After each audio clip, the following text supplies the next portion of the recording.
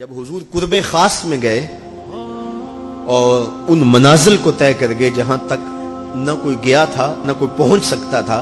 تو اللہ نے اپنے محبوب کو بہت کچھ دیا۔ 70,000 اسرار تھے، 70,000 رموز تھی، 70,000 حکایات تھی۔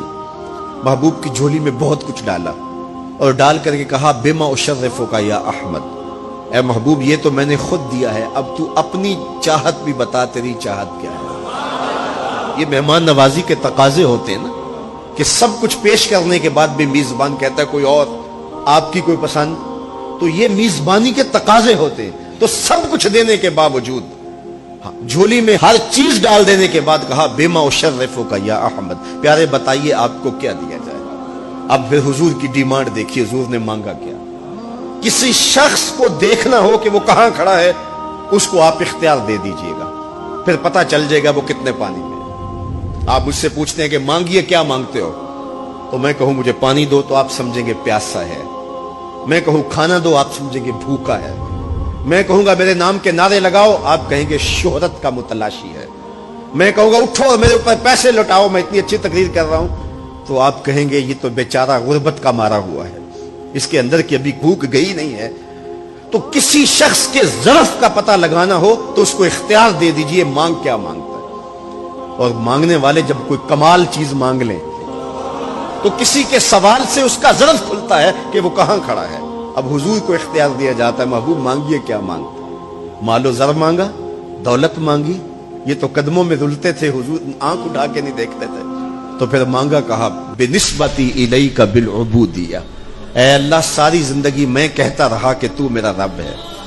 یہ میں نے غاروں میں بھی کہا،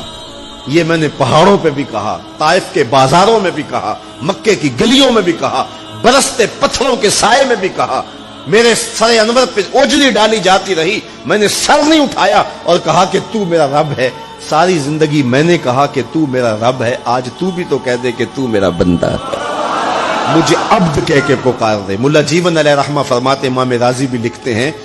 کہ یہ حضور کا پسند فرمودہ ہے۔ تو پھر اللہ نے جب بھی واقعہ معراج کی حکایت کی تو لفظ عبد سے جو ہے وہ بات کی، سبحان الذی اسریٰ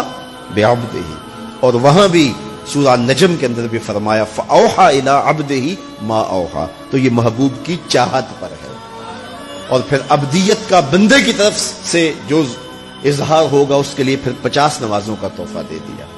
کہ میرے بندے تو پکارتا رہے اور مجھے رب کہہ کے پکارتا رہا، میں تجھے لبیک یا عبدی کہہ کے پکارتا رہا۔ اور وہ 50 نمازیں پھر 5 نمازوں کی صورت کے اندر باقی رہی۔ اللہ کی باتیں بدلتی نہیں ہیں، جو ایک نیکی کرے 10 کا ثواب ملتا ہے، پڑھو گے 5 ثواب 50 کا ہی ملے گا، اس لیے کہ اس کی باتیں تبدیل نہیں ہوتی۔ اور یہ تحفہ ہے۔ حضرت موسیٰ نے تو عرض کیا تھا کہ ایک بار اور جائیے، لیکن میرے حضور نے کہا تھا مجھے اپنے رب سے حیا آتی ہے۔ عادت باری یہ تھی نا، ہر بار 5 نمازیں معاف ہوتی تھی، اب بھی جاتے تو 5 نمازیں معاف ہو جاتی، لیکن کہا کہ مجھے اپنے رب سے حیا آتی ہے۔ اب امت کو کیا حیا نہیں کرنی چاہیے کہ 5 نمازیں امت کے لیے رہ گی، ثواب 50 کا ہی ملے گا، اور معراج کا خاص تحفہ لے کر آئے اور کہا کہ الصلاۃ معراج المومنین، یہ مومن کا معراج ہے، میں تو سر عرش پہنچا ہوں لیکن تمہارا معراج کیا ہے، تم سجدے میں سر جھکاؤ، دیکھنا تمہارا مالک تمہیں کتنا قرب دیتا ہے۔ جب کوئی شخص سجدہ ریز ہوتا ہے اس پہ اتنی رحمتیں اترتی ہیں، اگر اسے پتہ چل جائے کہ یہ رحمتیں نازل ہو رہی ہیں